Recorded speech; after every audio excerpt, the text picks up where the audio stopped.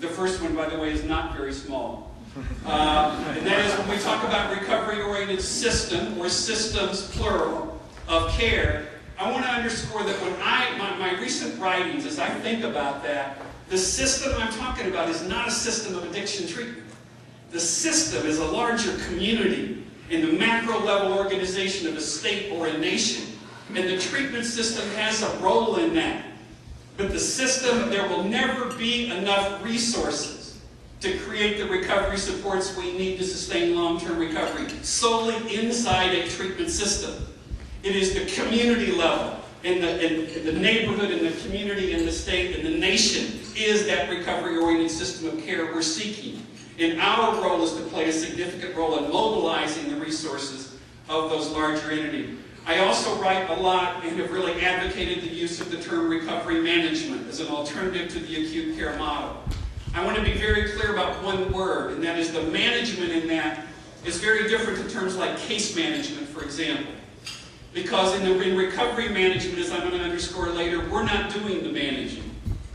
The managing actually shifts to the client and the family, and we become consultants to them in that process. This is not about control, and I think that'll be really underscored as we get into that discussion a bit later.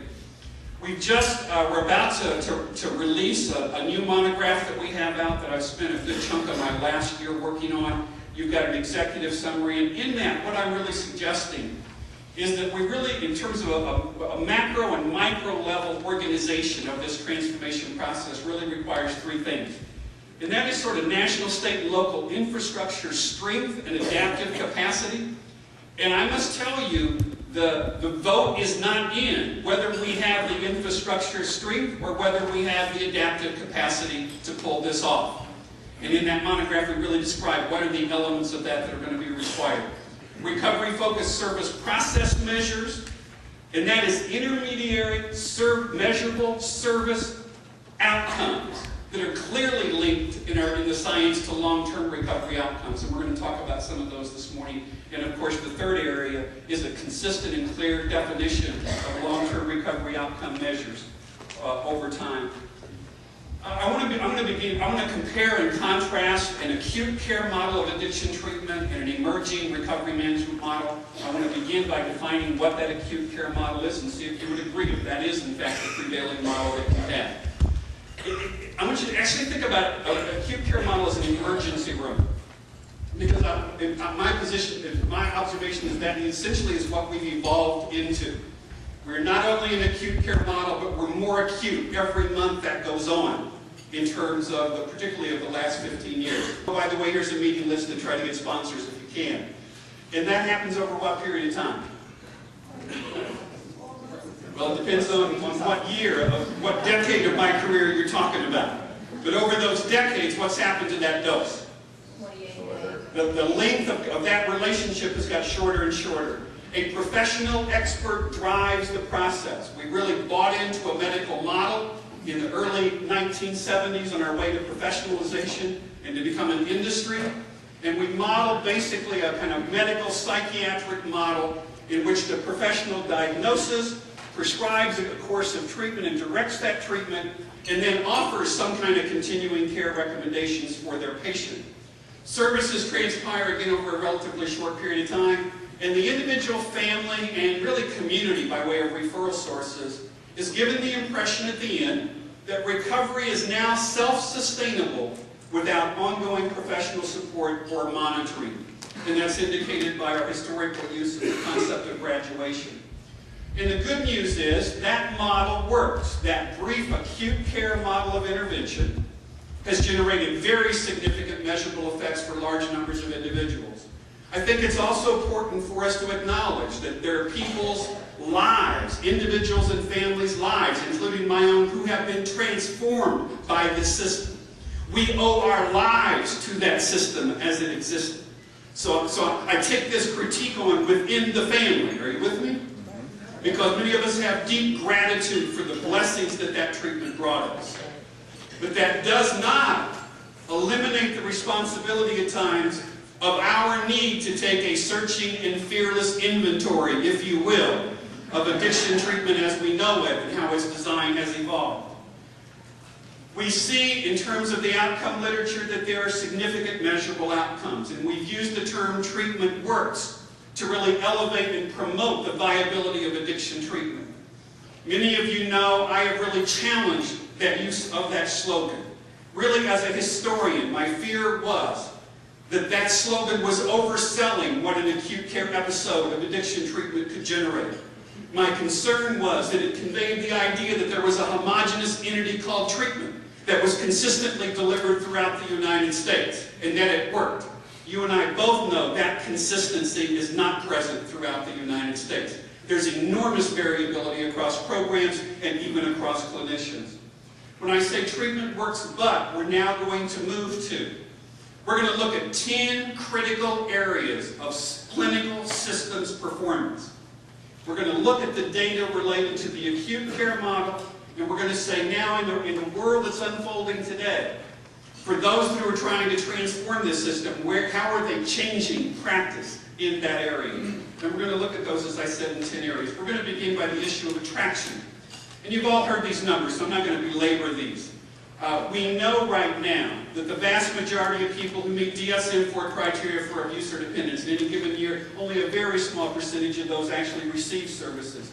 I'm actually more troubled by the Dawson study that really documents that actually only 25% of individuals who meet that criteria will ever see the specialized addiction treatment sector in their entire lifetime. Why do people not seek treatment? There are a number of factors that we've identified, but there are at least 4 that I want to make note of. And that is, if you go to the consumer level, why are individuals with these problems not reaching out and seeking services? It's how they perceive the problem, meaning not severe or severe enough. Their perception of self, this is something I know I can manage. Their perception of treatment as ineffective, unaffordable, inaccessible, or even within a growing number of drug cultures, a kind of growing, pervasive sense that treatment is really for losers. Perception of others, and that is, again, the growing phenomena of the re-stigmatization of alcohol and drug problems through the 1980s and 1990s. It is making it harder and harder for people in mainstream communities to step forward and walk into addiction treatment in the United States. Perhaps most of concern, I want you to think right now, do we have any system-wide strategies to reach alcohol and drug consumers to alter these perceptions? And I'm going to suggest that we have some progress beginning in a couple areas, but historically we have not had strategies to really address those. Coercion versus choice.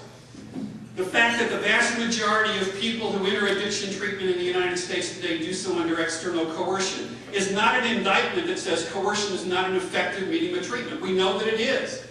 But here's the question. If an ever-growing number of people are only coming to treatment under external coercion, what does that tell us about the stage of problem development at which they're seeking services? And right now, if you look at that coercion data, it's been progressively increasing throughout the last 2 decades. What we conclude by that at this point in time is the acute care model of addiction treatment as we know it does not voluntarily attract the largest percentage of people who suffer from these disorders to seek services within it.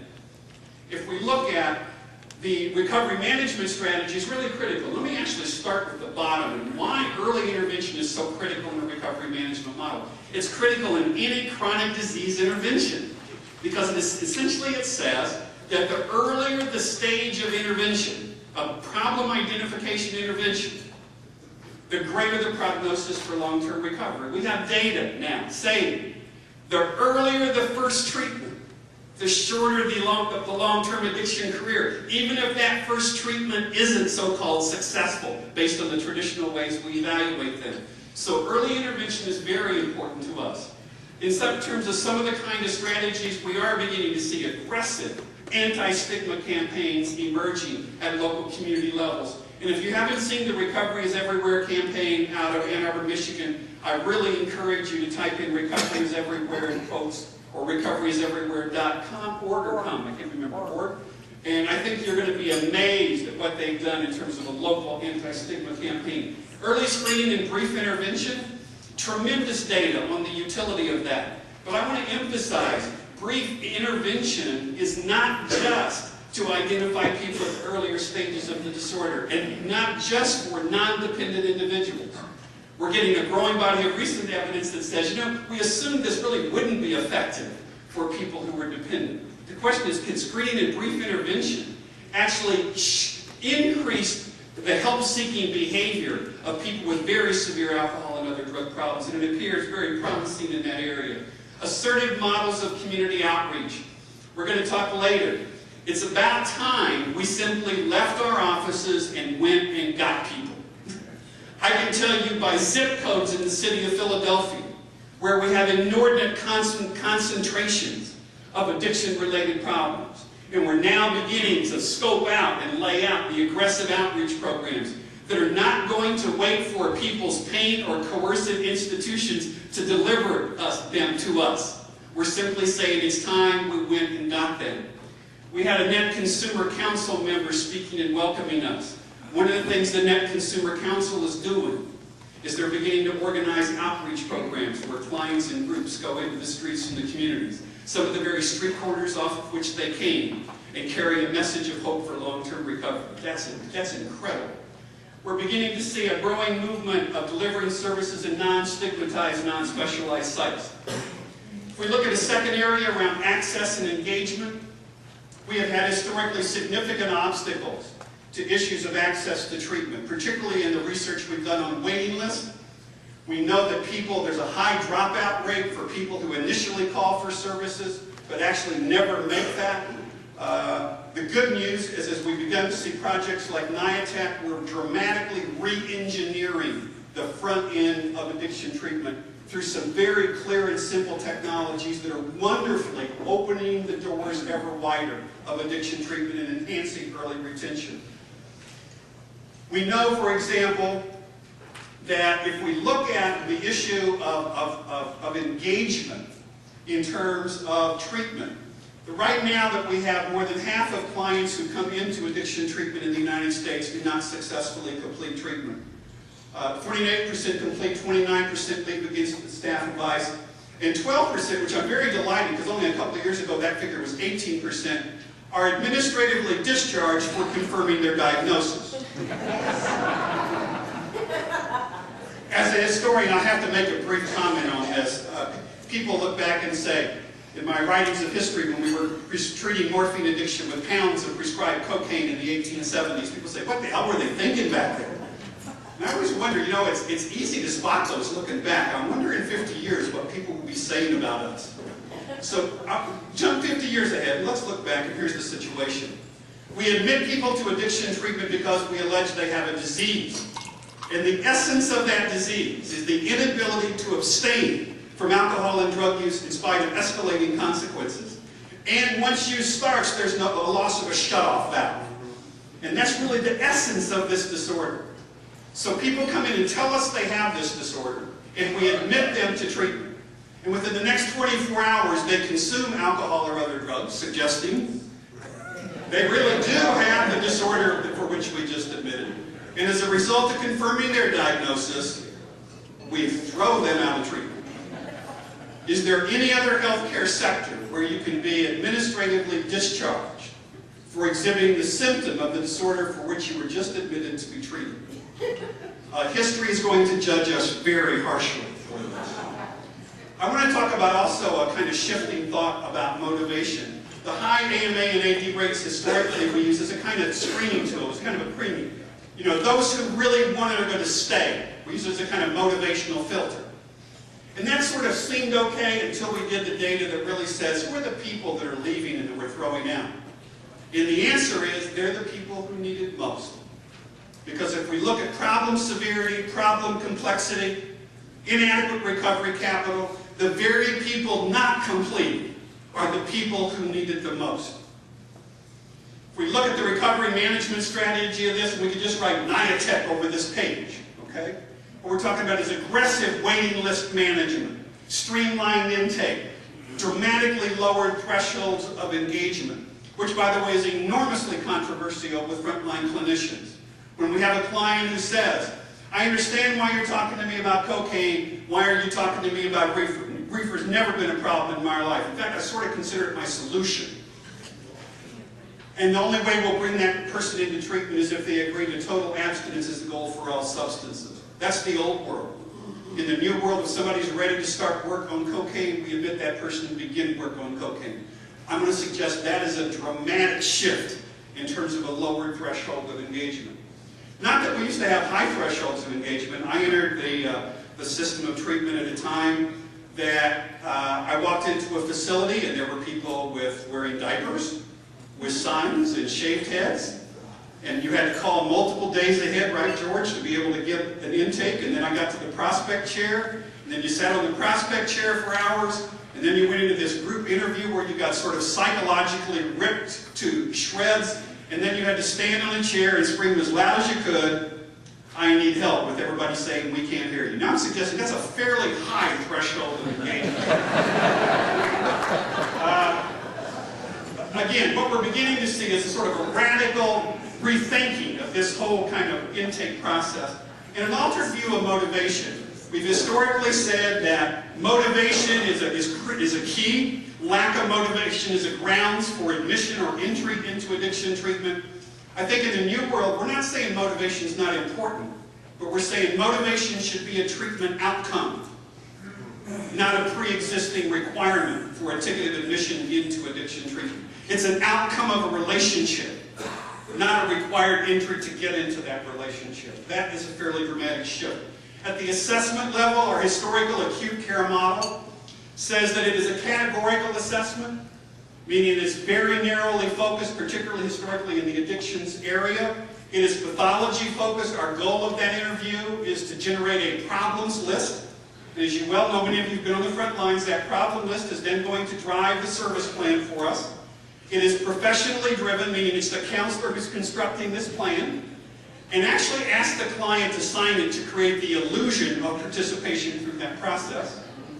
And it's essentially a one-time event. It's an intake function. And that is the assessment process within the traditional AC model. If we look at how that shifts in a recovery management model, it shifts from categorical to global because of a simple premise. And that premise is chronic diseases beget other acute and chronic diseases.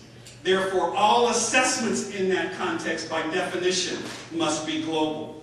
It shifts from a pathology-based to a strengths-based format. We're right now in the United States sort of radically rethinking our assessment instruments around the issue of how do we begin to measure individual and family and community recovery capital as part of this process. A greater emphasis on self-assessment versus the diagnosis of the professional. The scope of assessment shifts from the individual as a unit of service to a family-based and in many cases community-based assessment process. If we really believe addiction treatment, and particularly addiction recovery, is marked, as George and others have written very eloquently about, by predictable stages in the long-term recovery process.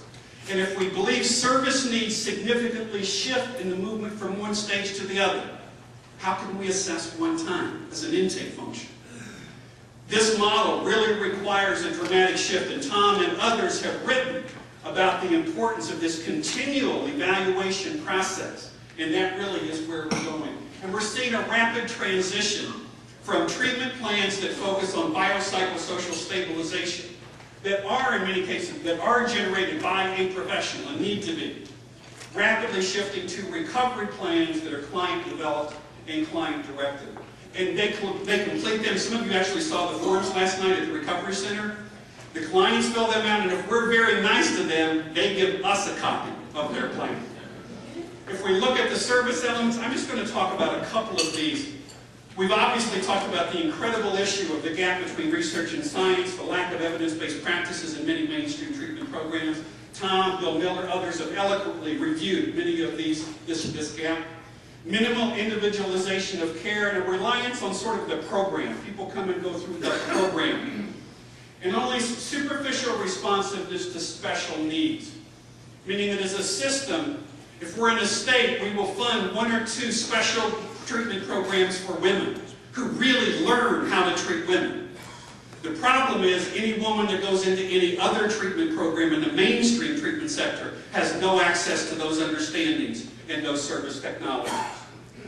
if we begin to look, we do have an emphasis around evidence and evidence-informed and promising practices in the recovery management model. But I want to tell you at the same time, we do that with a degree of humility, because when you begin to shift to the recovery model, what you are acutely aware of is how much science has not yet been completed, hasn't been weighed in on some of the most critical questions. We also know that many of the evidence-based practices, I work in a lot of Native American communities. If I go to the evidence-based articles, the studies, how many Native American communities do you think participated in those studies? So there's some really substantive struggles around this issue, very complex issues. A high degree of individualization. I think some of the programs that are going through this, there's an initial place where there's almost a mourning of the loss of the old model. We mourn the loss of the program, because what we found was the program may have had more to do with the staff than the clients, because it was a very way to organize a service milieu for the convenience of the staff. But now we suddenly have an ever-growing menu of services that are uniquely combined and sequenced and supplemented, that places an enormous degree of greater responsibility on individual clinicians than they have ever had before. We're also seeing an emphasis on mainstreaming highly specialized services such as co-occurring disorders, issues of cultural competence, developmentally appropriateness, etc. Composition of the service team, I just want to make a couple quick observations on differences. In acute care model of addiction treatment, we use a lot of medical metaphors. Would you agree? We use a lot of medical language that really couches the world of acute care addiction treatment. But the reality is, most people in primary addiction treatment in the United States spend almost no time with physicians' assistants, nurses, or other medical personnel. At the same time, we're using a lot of rhetoric around recovery. And yet, the percentage of representation of recovering people in addiction treatment is dramatically eroded. Not only in our hired staff, but the loss of volunteer programs and alumni associations and consumer councils. And the days when the centers were like 24-hour drop-in centers for individuals and family members in recovery, who came in every hour of the day. When I was putting together the history of Parkside system that collapsed in the early 1990s, at their height, they had more than 200 AA volunteers that were scheduled 24 hours a day, 7 days a week inside that facility. What do you think that meant by way of support? When all of the staff were caught up in staff meetings and doing all their escalating paperwork requirements. Today, when staff were caught up with those requirements, nobody's out there. If we look at where recovery management model is going, at least on a couple of those issues, one is we're beginning to take the position that everyone in long-term recovery should have a relationship with a primary care physician. And to the greatest extent possible, that physician ought to be knowledgeable about addiction and recovery. Not necessarily an ASAM certified physician, but a physician who is generally knowledgeable and in their role can perform an annual recovery checkup as part of an annual checkup of this patient and their family. We're beginning to talk about primary health care clinics within addiction treatment. We're beginning to talk about linkages to get primary physicians lined up for people coming into treatment. We're beginning to see new service roles that are bringing recovering people back into the system. Can I just candidly tell you that addiction treatment in the United States today is a much colder place today than it was when I entered treatment in 1969. Through our professionalization, we have cooled the treatment milieus of this country. I believe one of the functions of recovery coaches and peer-based recovery support services is to begin to warm that environment back up and rehumanize it. We're beginning to see renewed emphasis on volunteer programs. We're seeing dynamic things like the consumer councils here in Philadelphia, particularly the Net Consumer Council. And the amazing thing those clients are doing to support each other and to reach out to other people who are still suffering. We're seeing, particularly within communities of color, efforts to reach out to indigenous institutions and indigenous healers. We have a growing body of research, for example, suggesting that there are culturally prescribed styles and pathways of long-term recovery. If we know, for example, that significant numbers of African American women will migrate from early AA and NA groups and recovery homes to their churches as their primary sobriety-based support structure. How can we not be involved with those institutions? How can we not begin to involve those institutions in the life of our organizations? In Native American communities, we have a vibrant, abstinence-based cultural revitalization movement called the Wellbriety movement. How can we do addiction treatment with Native Americans and not bring those indigenous healers from those tribes into our treatment environment and begin to blend those methods of healing across Western and Native medicines? Number 6, the service delivery site. The acute care model has historically been institution-based, as by the way, as we have nicer and nicer institutions. We've had a very weak understanding over time of the sort of ecology of recovery and the physical and cultural environments in which people are going to be initiating recovery. The AC model question, the acute care model question, is if somebody calls, you call and you got a brother in crisis. My issue is, how do I get your brother from his world to my world? How do I get him to the treatment center and get him into treatment? In the recovery management strategy, we begin to reframe the question substantially different. One is we begin to move out of institution-based environments and place a much greater emphasis on home and neighborhood and community-based treatment outside of specialized treatment. And the question is not, how do we get this person into treatment? But how do we nest the process of recovery within that person's natural environment? And failing that, how do we create an alternative culture of recovery that can embrace and support this person? The Native American communities have this wonderful metaphor of the healing forest. If you've heard Don Coyes, you've heard Don talk about his description of the acute care model is we take a sick and dying tree and we dig it up and we move it way over here and we transplant it into healthy soil and we give it sun and water and nurturing and we bring it back to life. And then we dig it up and we take it back and put it back in the hole from which it came. And that's Don's metaphor of saying it's time we began to treat the soil as well as the trees. He's calling for a healing forest where we begin to think about interventions in broad family and social networks and communities as well as with individuals. Service dose and duration, and I'm going to have to move quickly through this, so hang on. One of the best predictors we know from studies, including studies of people in this room, and I'm thinking, George, some of your early studies out of the TC, dose was incredibly important as a predictor of long-term recovery outcomes. And we had NIDA's excellent principles of addiction medicine that emphasized the dose principle and defined dose for non-methadone treatment modalities as around 90 days of contact across levels of care. So the question is, in an acute care model that's become ever briefer, how many clients currently get 90 days of service contact in the United States? And you know the scary thing? In most places I go, we can't even find out. Because we're only measuring dose of contact inside a level of care. Nobody can tell me what the total dose is across levels of care. But the best data we're able to put together is large numbers of people in this system are getting significant less dose. What I want to suggest to you as we move forward here is we are putting people in modalities of such low intensity and duration that there is, for all practical purposes, minimal likelihood of any recovery outcome as a result of that. And then when the inevitable relapse occurs, the individuals get blamed. And we remove their children. And we send them back to prison. And we take away their jobs on the grounds that they had their chance. And what I'm arguing this morning is it wasn't a chance. It was a setup. Those are not individual failures. Those are system failures. And I would be remiss if I didn't talk about the disproportionate number of people of color who get punished in that precise way. If we look at the majority of people completing addiction treatment as an outcome, resume using alcohol or other drug use in the year following treatment. This next figure is a stunning one to me.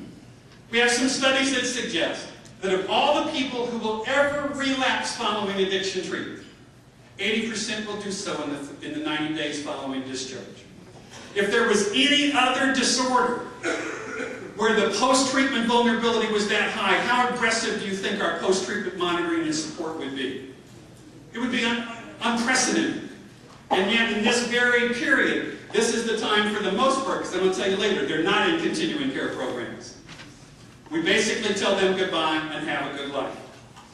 Most persons treated for substance dependent who achieve a year of stable recovery do so after multiple treatment episodes. A growing body of addiction careers research out of California and Chicago and Philadelphia and New York City.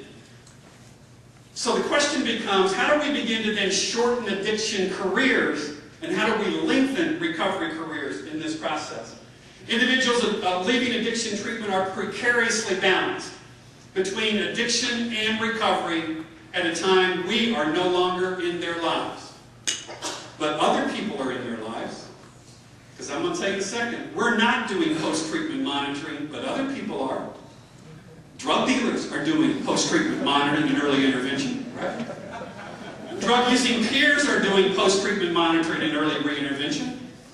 So I'm saying the person we release and hug from our wonderful graduation ceremony is re-entering a world with many active forces promoting relapse. That's reality. I have no problem with that. But the problem I have is we aren't there to counterbalance those forces, almost guaranteeing the risk of relapse in many cases. In terms of timing of recovery, crucial question for the chronic disease model.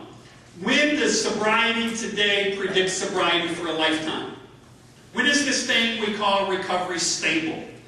How long should professionals remain involved with those they serve? I would argue, for any healthcare condition, professionals should stay involved actively until the individual and family can manage that disorder over time with their own resources.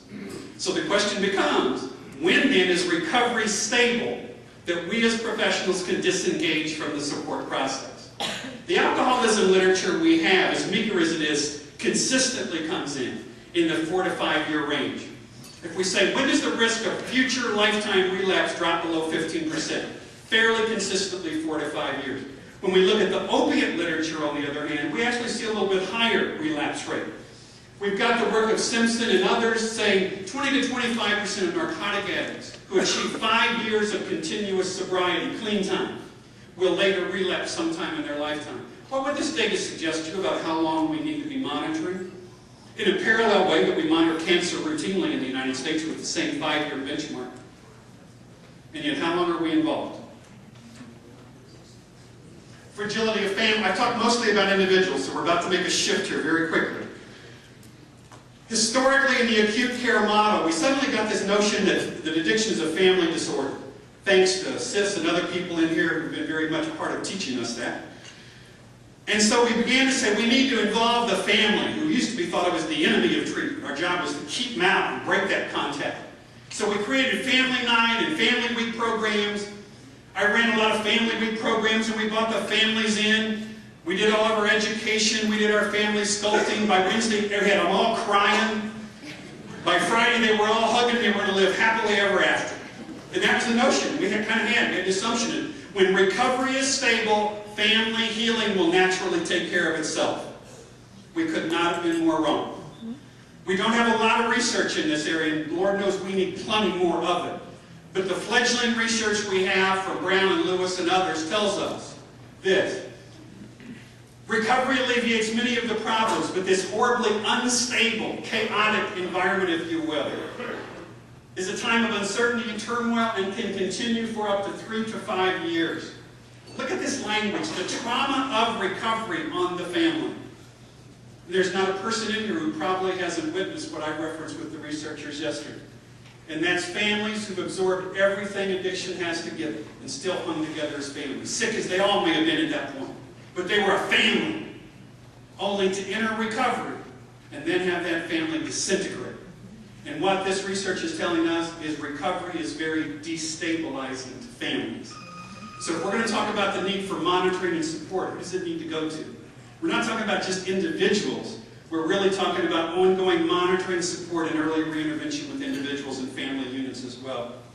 Aftercare is an afterthought. Great news here. Many of us know. Post-treatment continuing care can significantly elevate long-term recovery outcomes. Great news. Bad news. Almost nobody gets it. The data says, again, ranging depending on the sources. A Jim McKay study, 1 in 5 adults in the United States gets any significant dose. I think you talked about it as at least 5 contacts post-treatment. SAMHSA studied 1 in 10 from 2005. In our adolescent studies out of Chestnut, we're finding only 36% of adolescents receive a single post-treatment continuing care contact following discharge from a primary treatment modality.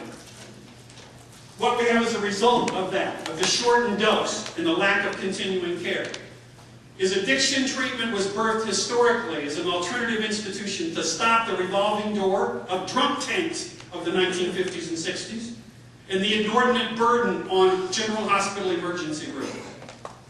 And you know what? We stopped a lot of that revolving door. What did we create?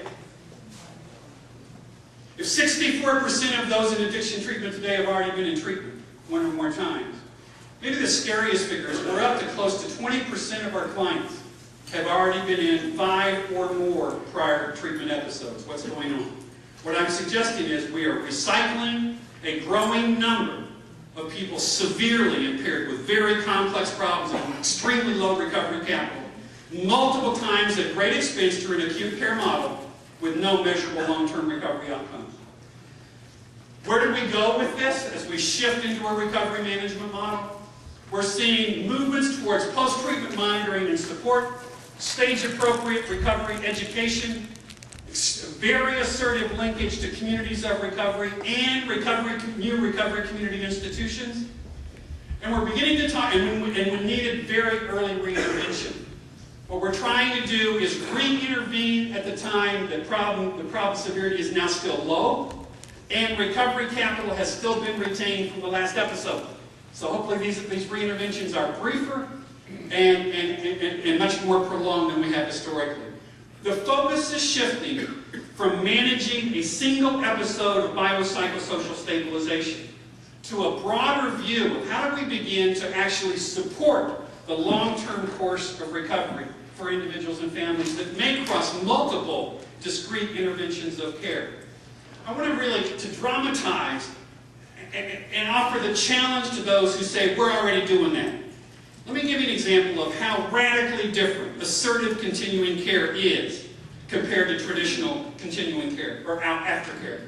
First of all, it's provided not just to those who graduate, it's provided to everybody that's admitted. Who is in greatest need of assertive continuing care, for God's sakes? Those who completed or those who bombed out of treatment? Number 2, the responsibility for contact is no longer with the professional staff, it is with the clients, it is with us. If Mike and I are both running aftercare groups, and we said, did you see Bernie in your aftercare group? And Mike looks at me and says, he wasn't in my group, and he wasn't in my group. Mike and I mourn the loss of poor Bernie. And neither one of us is picking up the telephone. Neither one of us is getting in our car and going to find Bernie, because you know what? In the modern world, if we did, it would be a boundary violation for us. Neither one of us would be involved in assertive post-treatment contact by telephone or internet with him, because we would be afraid of getting sanctioned for ethical violations related to how well we're handling these relationships. Timing. We're trying to capitalize on a critical window of vulnerability, the first 90 days following discharge. So if you have limited resources within your system for post-treatment monitoring and support, when do you want to saturate it? All of the data tells us, saturate it in the first 90 days as the time of greatest vulnerability. I think it's so wonderful that we keep coming up with this 90-day figure from all the best science in the world. Is anybody smiling with me right now? That 90 has some familiarity with some of us from some other contexts. Number 4 is intensity, the ability to highly individualize post-treatment monitoring based on somebody's unique, predictable points of vulnerability.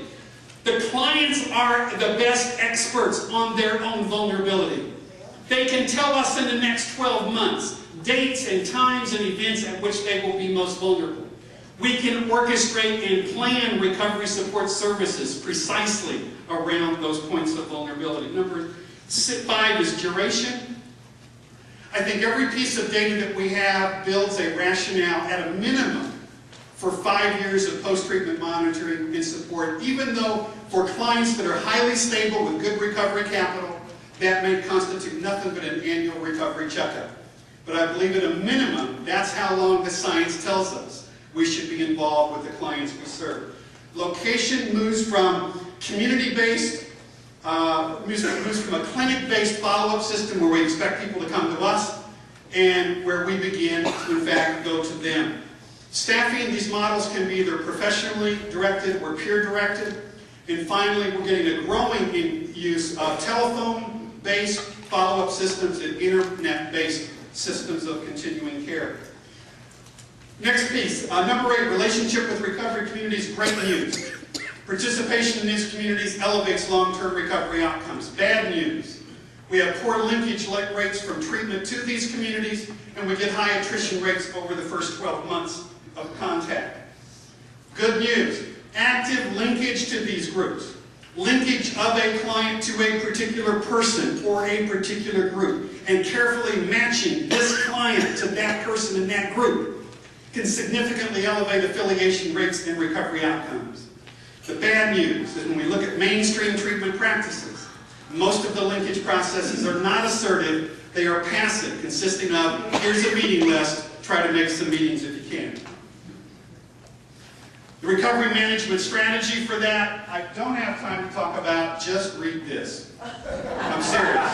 The entire book is on, the whole piece is how do we do this linkage between addiction treatment and communities of recovery. And all the steps basically are there. The service relationship in the acute care model is a kind of authority-based dominator model. Recovery is based on the hierarchical time limit, transient, and highly commercialized. In the recovery management model, the role shifts dramatically. It shifts to a kind of partnership model, much more consistent with the relationship between physicians and their patients involved in long-term disease management with diabetes, hypertension, and others. Recovery management is focused on this phrase, continuity of contact in a primary recovery support relationship over time. Now, we need to think about two problems. One right now is the highly fragmented levels of care system we have. Every time we now move people from levels of care to level of care, we usually sever that contact. The other thing that happens is with the high turnover of staff, what happens? Even with clients who come back from multiple episodes of care. The bizarre thing in the research world is we have research staff who follow clients 5, 8, 9, 10, 11 years now. And these staff have been in their lives longer as research staff than any treatment professional has ever been in their life. That's a very sad commentary. The good news, we have research technologies coming out of our research community.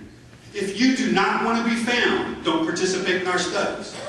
Because we will track you into hell and find you. I mean, if you look at the kind of contact rates out 5, 10 years, 94, 95% with homeless populations, that's unbelievable. Why aren't we transferring that technology into the clinical world to maintain those rates of clinical and recovery support contact? Finally, the way we traditionally evaluate addiction treatment, the historical focus, as Tom has very articulately described, Tom McClellan in the back, is we historically evaluate isolated episodes of treatment. And if we get a good come immediately afterwards, usually short-term outcomes, that was a successful treatment. If not, it was an unsuccessful treatment. In the new world, what we're really beginning to evaluate and conceive of is if somebody has 5 treatments, the first 4 may not have been failures, and the 5th, by the way, might not have been a success. Are you with me? What we're beginning to look at is the whole notion of cumulative effects of interventions, unique sequencing of interventions that create heightened potency to kind of jumpstart somebody from recovery initiation to recovery maintenance. I want to leave you with, I have a minute, with 4 closing thoughts in summary of all this. Anything I haven't covered is in the far too many publications I've written about this. Unfortunately, you've been burdened with to carry home. But here are the take-home points. First, when we're talking about recovery-oriented systems of care and recovery management, I want to emphasize, as a historian, I need to say to you, this is not a refinement of addiction treatment. That one of the fatal flaws in the modern evolution of addiction treatment was we had a couple of paths to take. And we took a path that took us into an acute care medical model, acute medical model of intervention. That is a fatal flaw. and that fatal flaw must be undone. I also believe that historically, that acute care model is historically unsustainable. Everybody hear me? It is historically unsustainable because we have oversold to this country what it can do.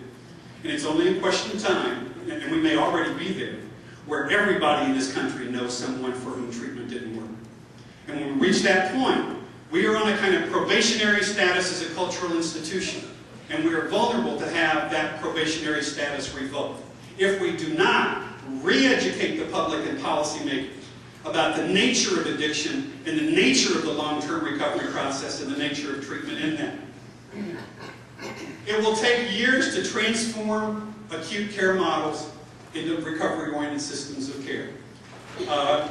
I'm glad Arthur Evans and others are here today to tell you, you're going to come into Philadelphia, you're going to visit Connecticut, you're going to visit the recovery centers in Vermont, you're going to look at some great stuff going on in Delaware and other places, and you're going to be very excited. But be sure and ask them in detail, what was this process like? Because you know what? It is ugly. It is messy. It is hard to do this work. And you think something's going to happen very quickly, and it is agonizingly slow at times.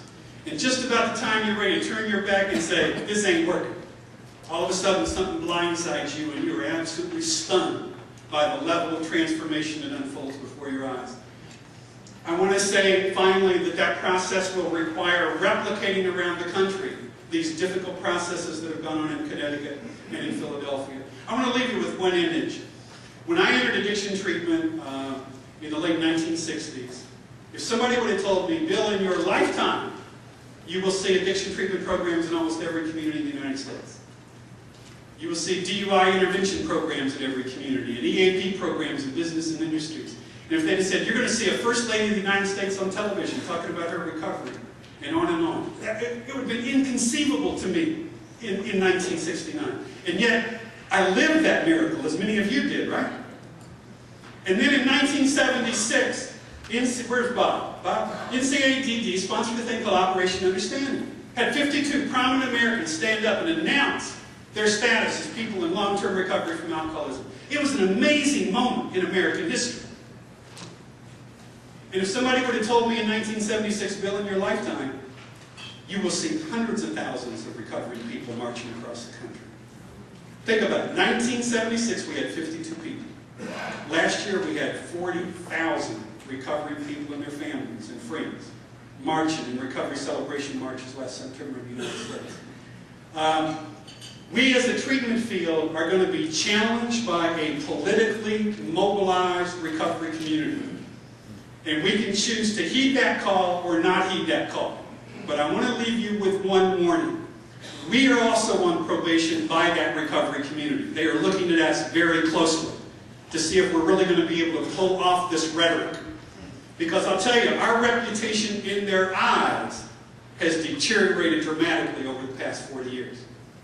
But we're on probation now. They're sort of saying, we're wait and see. And some of them are getting excited and jumping in and helping us out. But if we do not respond to that call, this movement at this point, I think, is unstoppable. We may not be part of it. But if we're not, let me tell you the danger we face. The recovery community will give up on us.